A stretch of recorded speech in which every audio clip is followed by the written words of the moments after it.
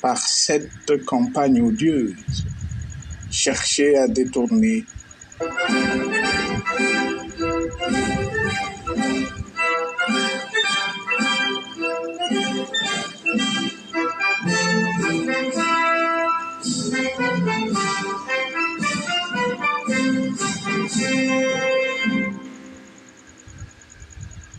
Congolaises, Congolais, chers compatriotes, il y a 6 ans, je prenais congé de mes responsabilités en tant que président de la République, chef de l'État.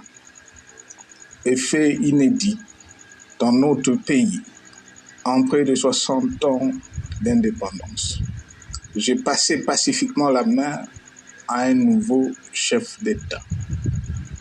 Depuis lors, je m'étais imposé un strict devoir de réserve, y compris quand je fais l'objet, directement ou par mes proches interposés, de provocations, de déni de droit, d'humiliation, d'imputations dommageables et d'autres multiples atteintes à ma dignité.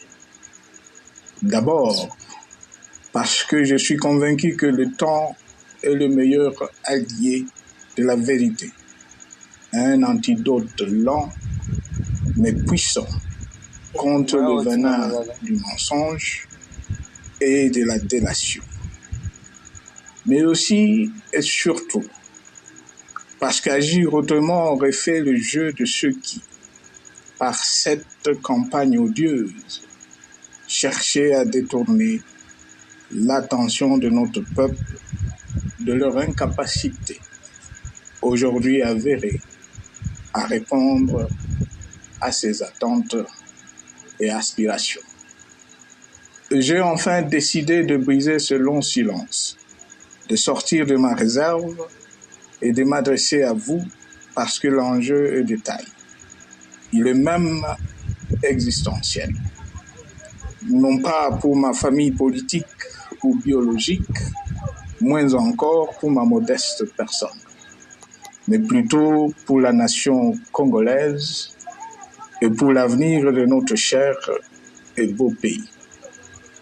J'ai décidé de briser le silence parce qu'au vu de la situation que traverse notre pays, continuer à me taire m'aurait rendu poursuivable devant le tribunal de l'histoire pour non-assistance à plus de 100 millions de compatriotes en danger. Je saisis cette opportunité pour partager avec vous mes réflexions et participer ainsi à la recherche de la solution à la crise que traverse notre pays, la République démocratique du Congo, terre de nos ancêtres, car il est gravement malade et son pronostic vital engagé. Mieux que quiconque, vous en êtes conscient, car vous en faites quotidiennement les frais dans votre chair et vous en payez le prix. Mes chers compatriotes, vu l'importance stratégique de notre pays et le rôle qu'il est appelé à jouer, j'avais, de l'avènement au pouvoir du chef de l'État actuel, conclu avec lui un accord donnant naissance à la coalition entre nos forces politiques respectives. À propos de cet accord, beaucoup de contre-vérités ont été dites, y compris, fort malheureusement, par celui qui est censé connaître la vérité, parce qu'en étant l'un de deux principaux signataires. En attendant qu'au moment opportun, la vérité soit rétablie. Preuve irréfutable à l'appui, permettez-moi pour l'instant d'affirmer qu'en ce qui me concerne, la conclusion de cet accord n'avait pour seule motivation que l'intérêt supérieur de la nation. Par cet accord de mutualisation de forces, j'entendais en effet permettre à mon successeur d'exercer dans la direction des affaires de l'État plus de pouvoir effectif que ce que la faible représentation de sa famille politique au sein de la nouvelle Assemblée nationale était en droit de lui conférer. Je voulais par ailleurs faciliter le fonctionnement harmonieux des institutions et éviter à la nation, comme à notre jeune démocratie, d'éventuelles crises politiques qui leur auraient été fatales. Cette première alternance pacifique et civilisée à la tête du pays avait suscité d'autant plus d'espoir qu'en janvier 2019, notre pays se trouvait en bien meilleur état qu'au moment de ma propre accession à la magistrature suprême en janvier 2001. Alors que j'avais trouvé un pays au bord de l'implosion, miné par une longue dictature et des guerres, sans institutions républicaines, économiquement en faillite et socialement déchiré. Bref, un pays dont l'incertitude de lendemain menaçait la stabilité de toute la région. Le 24 janvier 2019, j'avais en effet légué un bien meilleur héritage à mon successeur, à savoir un pays réunifié, largement pacifié et dont les limites territoriales correspondaient exactement à celles qu'elles étaient au 30 juin 1960. Une nation reconstituée, réconciliée et fière de sa diversité. Un État doté d'une constitution progressiste et des institutions fonctionnant harmonieusement. Une économie dynamique et résiliente et débarrassée du fardeau de la dette hérité de régimes antérieurs, du fait de multiples réformes structurelles engagées. Une armée nationale républicaine de plus en plus professionnelle et capable de relever le défi de la défense de l'intégrité du territoire national. Une démocratie en constante consolidation, avec notamment l'organisation sur fonds propres d'un troisième cycle électoral. Le cœur serré, je constate qu'à peine 6 ans après, ce bel héritage en indivision, légué à l'ensemble de notre peuple, a été complètement dilapidé par celui qui en avait reçu la garde. Que notre pays offre un spectacle de plus désolant et qu'il suscite d'autant plus de désespoir au sein de notre peuple et de pitié et de moquerie à travers le monde, que l'inconscience de ses dirigeants ne permet aucun espoir de redressement. Cette détérioration rapide de la situation générale du pays est principalement due à l'inverse du pouvoir sans limite. Les nouveaux dirigeants s'illustrent en effet par une série de remises en cause, reniements et violations intentionnelles de la Constitution, avec en toile de fond la volonté irrésistible de concentrer tout le pouvoir entre les mains d'un seul homme, au mépris du pacte qui cimentait la cohésion de notre peuple. Le premier acte de remise en question de ce pacte républicain, véritable socle de stabilité, de cohésion nationale, a consisté à violer délibérément la Constitution et les lois pertinentes.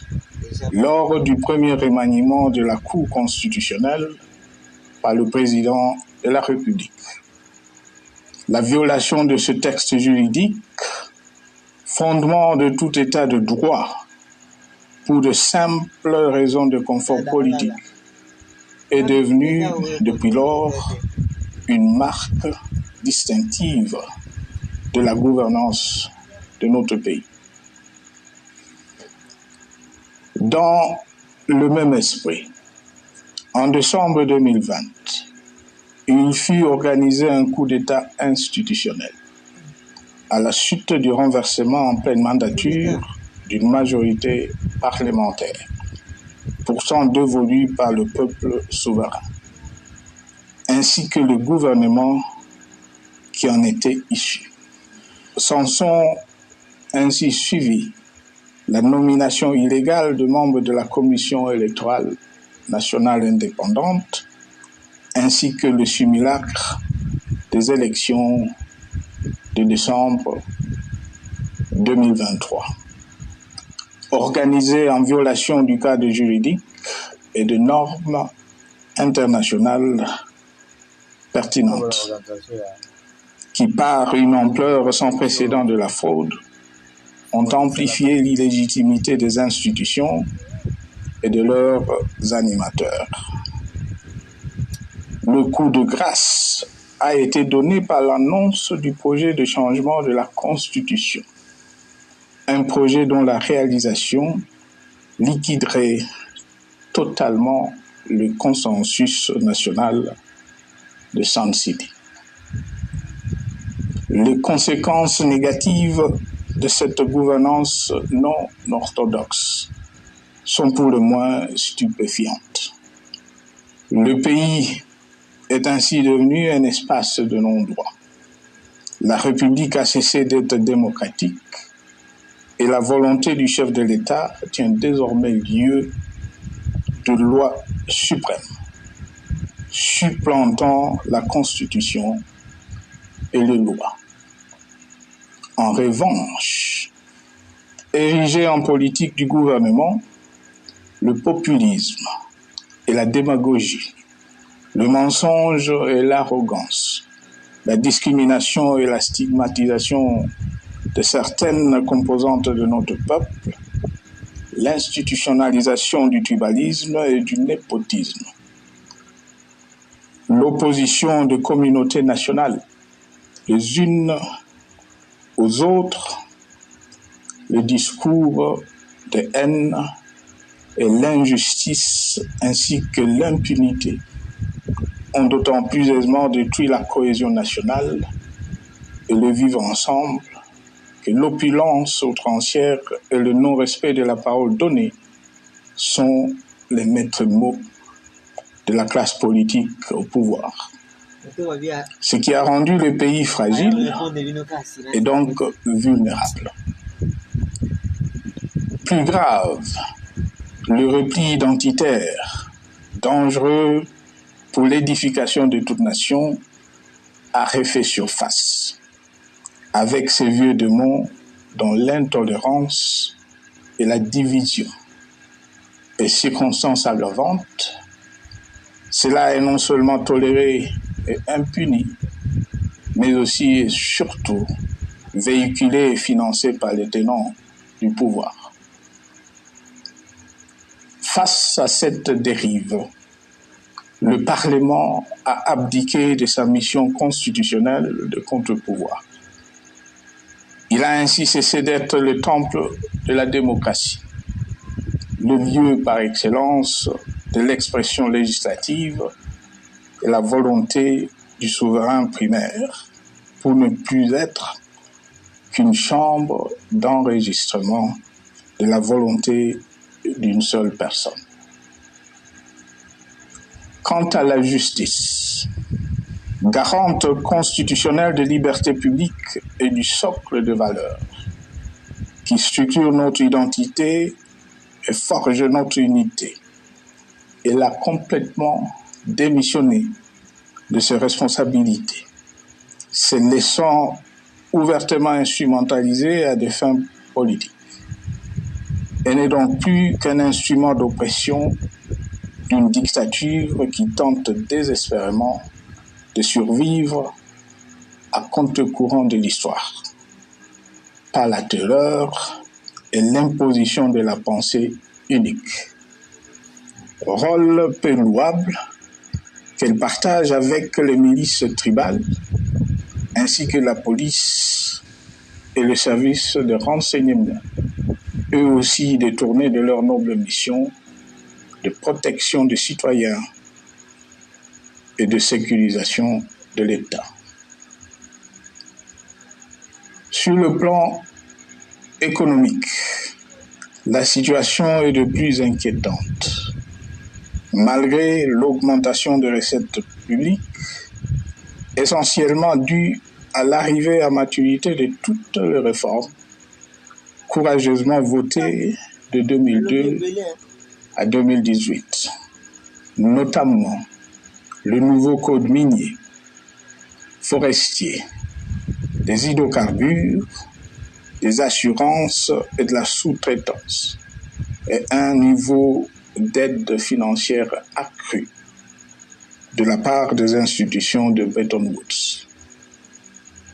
Aucun investissement n'a été réalisé pour doter le pays d'infrastructures modernes, soutenir des réformes structurelles et stimuler la croissance. Par contre, l'inflation et la dépréciation monétaire, jadis vaincues, sont de retour. La corruption et le détournement de deniers publics ont atteint un niveau inédit. Et l'endettement public que nous avions maîtrisé de 2010 a de nouveau grimpé en flèche, dépassant la barre de 10 milliards de dollars et suscitant des inquiétudes légitimes quant à la solvabilité à moyen et long terme du pays. Les conséquences sur le plan social sont aussi dramatiques. Aggravation du chômage, accumulation des arriérés des salaires des agents de l'État, baisse drastique du niveau de vie de la population et recrudescence du banditisme urbain, de l'exode rural et de la famine dans un nombre croissant de provinces. Les Congolais sont désormais en proie à une véritable angoisse existentielle. Parmi les victimes résignées de ce gâchis se trouve en bonne place notre jeunesse, qui a été pourtant de tout le combat démocratique et qui a beaucoup cru aux vertus de l'alternance pacifique. Aujourd'hui, sans repère ni perspective sérieuse du lendemain, ils se sont abandonnés, laissés à la merci des entrepreneurs de conflits et de vendeurs d'illusions de tous bords. Rien de ce qui lui a été promis depuis 6 ans n'a été réalisé. À cette jeunesse désabusée, comme à l'ensemble de notre peuple, nous tenons à donner une assurance. L'échec d'un régime compromet, mais ne scelle pas définitivement le sort d'un peuple. Mes chers compatriotes, s'agissant de la situation sécuritaire, dans les grandes agglomérations comme dans nos campagnes, elle est partout plus que préoccupante. C'est le cas notamment au nord Kivu, au sud Kivu, en Ituri, au Maniema, au Tanganyika, au Katanga et au Mai-Ndombe. Province pourtant voisine de Kinshasa, capitale du pays et siège des institutions.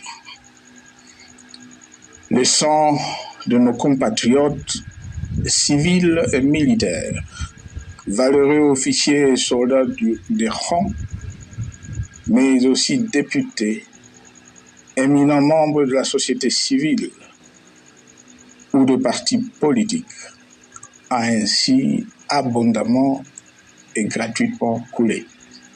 Du fait de l'intolérance, du cynisme, voire pire, d'un terrorisme d'État pratiqué dans un seul et unique dessein, l'abus du pouvoir pour le pouvoir. C'est le cas, entre autres, de sang de plusieurs centaines de détenus du centre pénitentiaire de rééducation de Makala, sauvagement abattus dans la nuit du 1er au 2 septembre 2024, victimes sans défense d'un crime incontestable contre l'humanité, à ce jour resté impuni. Il en est de même de membres de la secte mystico-religieuse Wazalendo de Goma, de jeunes de la Junafek à Lubumbashi et du massacre des adeptes de l'église Mbidi à Kilwa.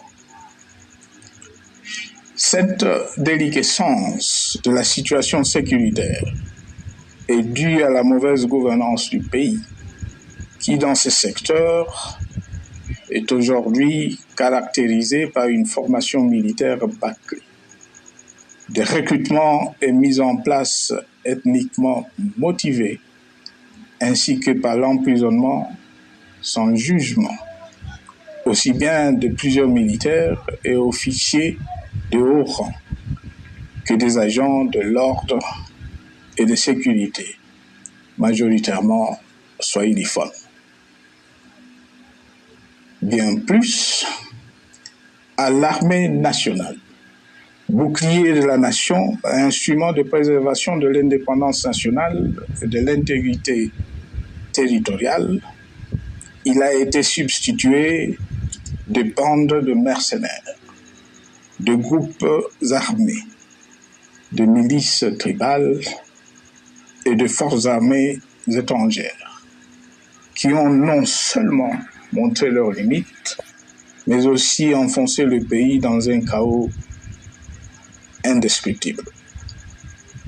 L'État a ainsi perdu le monopole de la violence légitime en sous-traitant aux groupes armés, autrefois maîtrisés, le maintien de l'ordre public et de la tranquillité nationale. Et comme si cela ne suffisait pas, l'armée nationale est vilipendée, conspuée et tournée en dérision par les autorités qui n'assument jamais rien, alors qu'elles sont censées veiller à sa consolidation et à sa respectabilité. Pour les avoir formés, commandés et conduits au front, je connais nos soldats. Bouc émissaires aujourd'hui de toutes les contre-performances enregistrées sur les champs de bataille. Ils ne sont pourtant pas intrinsèquement moins bons, moins nationalistes et moins loyaux. Ce qui a changé entre-temps, c'est la qualité du commandement et de leur prise en charge. Au niveau régional, le gouvernement a levé l'option désastreuse de se détourner de deux principaux instruments internationaux qui était à la base de l'architecture régionale de paix et de sécurité, laquelle avait permis la stabilité régionale que le président actuel avait trouvée lors de son accession au pouvoir, à savoir le pacte sur la sécurité, la stabilité et le développement dans la région des Grands Lacs et l'accord cadre pour la paix, la sécurité et la coopération pour la République démocratique du Congo et la région. Plus grave encore, en faisant de forces négatives, les FDLR, ainsi que des centaines de groupes armés congolais, de supplétifs de forces armées de la République démocratique du Congo, le gouvernement a ouvert la voie à la régionalisation du conflit, avec des conséquences inévitables sur la stabilité de la région. Mes chers compatriotes, alors que sur le plan institutionnel, politique, économique et social, les fondamentaux avaient été établis et que le pays avait été placé sur la rampe de lancement, prêt à décoller. Nous voici, hélas, en un temps record, soit 6 ans, de nouveaux cases départ. Celle d'un État failli, divisé, désintégré, au bord de l'implosion, inscrit en bonne place au palmarès de pays pauvres, le plus corrompu et très endetté. En atteste tout le rapport tant du Conseil de sécurité des Nations Unies que ceux sur l'indice de développement humain et sur la pauvreté. La crise qui déchire notre pays est donc profonde et multidimensionnelle. Sa solution doit être nécessairement globale. Toute autre approche n'a donc aucune chance de conduire à une paix durable. Bien plus, le Congo est intemporel. Il n'appartient pas à tel ou tel régime politique. Ce dernier étant par définition rotatif et donc passager en démocratie.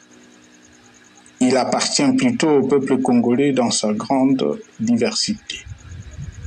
Ce qui est vrai du Congo l'est aussi des immenses ressources du sol et du sous-sol dont il regorge et qui sont essentielles à la croissance et au développement à l'échelle internationale.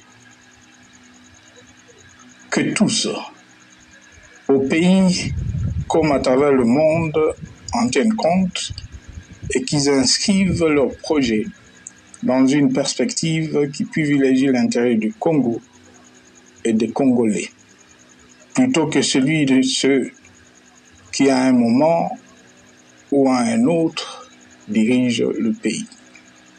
Cela étant, pour sauver le Congo, les griefs légitimes du peuple congolais contre le régime en place ne peuvent être éludés.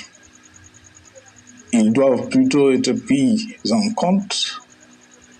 La dictature doit prendre fin et la démocratie, tout comme la bonne gouvernance économique et sociale, doivent être restaurées. Car, comme en témoigne l'histoire, il ne peut y avoir de solutions sécuritaires définitives sans solution politique sincère. Sinon, il y aura de nouvelles vagues de convulsions politiques, de troubles à la paix, d'insécurité, d'instabilité institutionnelle, de conflits armés et de guerres civiles. perspective qu'en toute responsabilité, nous, Congolais, ne pouvons plus nous permettre. Il est dès lors vital que les multiples initiatives de recherche de la paix, Luanda, Nairobi, EAC SADC, l'Union africaine, Doha et Washington, que nous accueillons favorablement, les considérant comme autant de signes de compassion et de solidarité à notre peuple, soient conscientes de cette exigence. Qu'elles accordent aux Congolais à la fois maîtres de leur destin et premières victimes de cette crise la place centrale qui leur revient de droit, aussi bien dans le diagnostic du mal dont souffre le pays que dans la prescription du traitement dont il a besoin pour en guérir définitivement. Il convient de noter à ce sujet que le gouvernement de Kinshasa s'est enfin résolu à se mettre autour d'une même table avec l'AFC M23 depuis plusieurs semaines à Doha, même si bizarrement, il continue à considérer comme un crime le fait que les autres Congolais se parlent entre eux. C'est le lieu pour moi de saluer la démarche des évêques de la CENCO et de l'ECC, qui a le mérite de n'exclure du débat aucun sujet, ni aucun de nos compatriotes. Sans être parfaite, cette initiative conjointe des Églises mérite le soutien et, si nécessaire, des enrichissements de la part de notre peuple.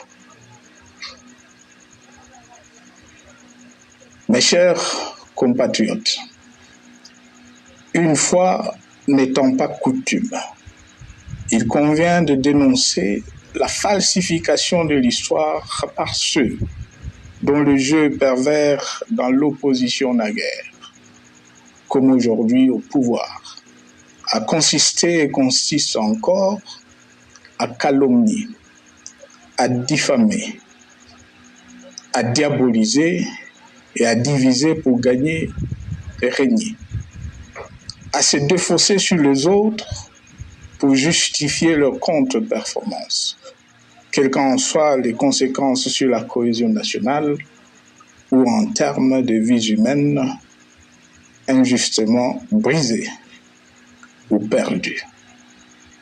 Une preuve, s'il en fallait encore, vient de nous en être donnée une fois de plus. Il y a quelques jours, en effet, suite à une simple rumeur de la rue ou des réseaux sociaux sur ma prétendue présence à Goma, où je veux me rendre dans les prochains jours, comme annoncé par ailleurs, le régime en place à Kinshasa a pris des décisions arbitraires, avec une légèreté déconcertante qui témoigne du recul spectaculaire de la démocratie. Mieux que quiconque, vous savez que pour moi, le Congo est la priorité absolue, que sa souveraineté et son intégrité territoriale ne sont pas négociables, que mon engagement pour la démocratie, la cohésion nationale, la paix et la stabilité n'est pas un slogan creux, et que le respect de la Constitution et des lois du pays, autant que celui de la parole donnée, sont sacrés. Militaire, j'ai juré de défendre la patrie jusqu'au sacrifice suprême. Hier au pouvoir, aujourd'hui en dehors du pouvoir, je demeure plus que jamais fidèle à ce serment. En ce moment où le pays est de nouveau divisé. Appelé par le destin, j'ai le devoir d'œuvrer à la recherche de la paix et de contribuer à la reconstruction de notre pays qui se meurt. C'est dans cet esprit que j'ai choisi ce moment pour exprimer ma sympathie à l'endroit de toutes les victimes du conflit en cours, de réconforter et marquer ma solidarité avec la population de la partie orientale.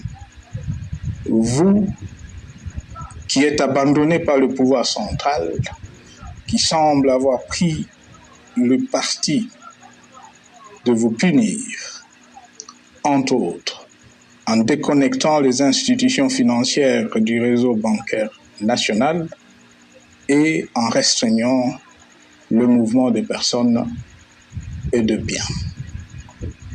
Ces décisions et bien d'autres vous asphyxient et rendent votre vie plus précaire que jamais. J'en appelle aux uns et aux autres, en particulier au gouvernement, d'humaniser les conditions de vie de nos compatriotes de cette partie du territoire national. Ils ont droit à la vie, à la scolarisation de leurs enfants et aux autres conditions du bien-être. En entendant le rétablissement de l'autorité de l'État sur toute l'étendue du territoire national, j'invite les tenants du pouvoir à protéger la population. De même, l'armée, la justice, les autres structures en charge de l'ordre et de la sécurité doivent être véritablement au service de la population et répondre à ses aspirations. Mes chers compatriotes, de par mon expérience dans des situations similaires, le patriotisme et l'humanisme ont guidé le processus de règlement de conflits et ont porté de fruits dans le passé, aussi bien sur les champs de bataille que sur celui de négociation ou du dialogue. Notre pays avait été divisé de quasi-moitié pendant quelques années. La sagesse avait alors prévalu. Nous avions recollé le morceau et le pays a survécu dans son unité. C'est ainsi qu'après quelques années de réflexion sur la crise en cours, après avoir consulté des chefs d'État et des anciens chefs d'État de la région, ainsi que des acteurs politiques et sociaux, nationaux et étrangers, j'ai fait ce jour une proposition qui engage la nation tout entière à un sursaut patriotique pour un pacte citoyen afin de tirer le pays du gouffre. Le travail hardi qui s'impose à nous portera notamment sur les 12 points suivants. 1. Mettre fin à la dictature, mieux à la tyrannie. 2. Arrêter la guerre. 3. Rétablir l'autorité de l'État sur toute l'étendue du territoire national. 4. Restaurer la démocratie en revenant aux fondamentaux d'un véritable État de droit. 5. Rétablir les libertés fondamentales. 6. Réconcilier le Congolais et reconstruire la cohésion nationale. 7. Relancer le développement du pays par la mise en place d'une bonne gouvernance économique une gestion administrative et financière orthodoxe et une répartition équitable des ressources nationales. 8. Relancer le dialogue sincère et permanent avec tous les pays voisins en vue de l'instauration de la paix et du développement durable dans la région. 9. Rétablir la crédibilité du pays auprès de partenaires au niveau tant régional, continental qu'international. 10. Neutraliser tous les groupes armés nationaux et étrangers et rapatrier ces derniers dans leur pays d'origine. 11. Mettre définitivement fin au recours et à l'utilisation des mercenaires, conformément à la Convention de l'Union africaine sur l'élimination du mercenariat en Afrique du 3 juillet 1977 et à la résolution des Nations Unies du 4 décembre 1989 portant sur la Convention internationale contre le recrutement, l'utilisation, le financement et l'instruction de mercenaires et rapatrier sans condition ceux qui sont déjà déployés sur le sol congolais. 12. Ordonner le retrait sans délai de toutes les troupes étrangères du territoire national. À ce sujet, je salue la décision sage des pays de la SADC de retirer les troupes de la SAMI DRC de notre pays.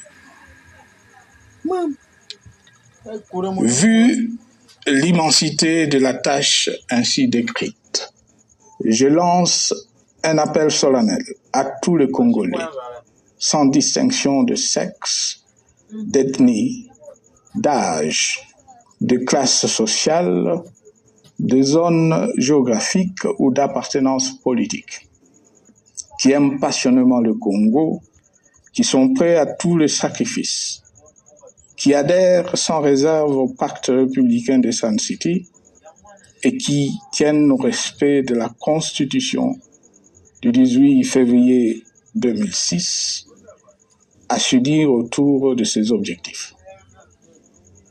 Il s'agit de la refondation de l'État et de l'édification d'un pays qui a perdu ses repères.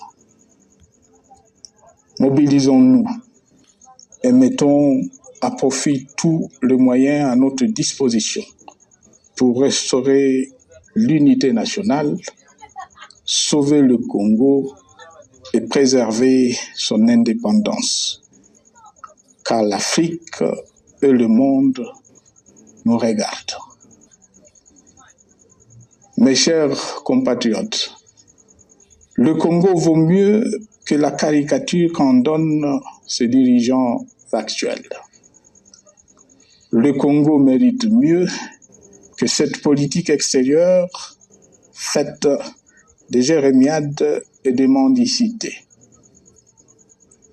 J'ai donc la ferme conviction que le peuple congolais est capable, aujourd'hui comme en 1960, de vaincre le démon de la division, qu'il est capable aujourd'hui, comme au cours de la décennie 90, de vaincre la tyrannie et la tentation du pouvoir absolu, qu'il est capable aujourd'hui, comme en 2003, de prendre le dessus sur ce qui nous divise et de mettre fin à la violence armée qui oppose ses enfants. Pour y parvenir, chacun doit jouer sa partition. Je m'engage à jouer la mienne. Que Dieu bénisse la République démocratique du Congo, qu'il bénisse individuellement chacun de vous. Je vous remercie.